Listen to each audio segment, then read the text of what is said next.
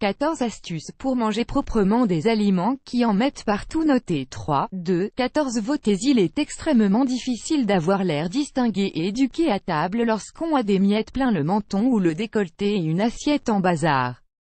En même temps, lorsqu'on constate combien certains aliments sont salissants ou s'émiettent facilement, on ne peut pas s'en vouloir ou jeter la pierre à la personne qui se trouve en face de nous. En plus, il existe une loi de l'univers qui semblerait dire que tout ce qui est bon doit forcément en mettre partout, miettes, goûter, autre joyeuseté. Néanmoins, comme pour tous les problèmes, il existe des solutions.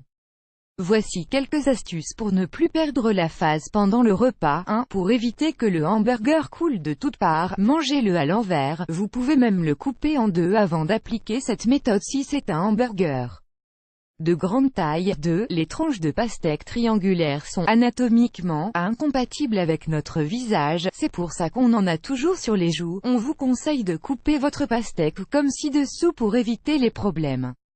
En effet, il est souvent mieux de faire des petites bouchées et de prendre son temps avec les nourritures qui en mettent partout. 3. Marre de l'Oreo qui tombe en ruine et finit au fond du verre de lait. Point d'interrogation. Piquez dans la crème avec une fourchette et faites-lui faire trempette. 4. Les parents connaissent l'horreur des mains d'enfants pleines de doigts gras et pleins de sel ou d'épices qui touchent la télécommande ou les meubles.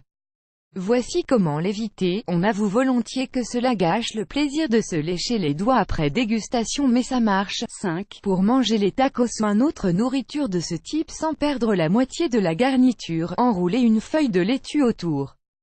L'avantage de cette technique, c'est que le côté frais et craquant de la laitue ne gâche rien au mets, bien au contraire. Sinon, laissez le tout dans un emballage en aluminium pour que cela tienne en place. 6. Si vous faites un sandwich avec une sauce ou une pâte à tartiner très épaisse, utilisez cela pour faire un rebord qui évitera à ce qui le garnit de tomber.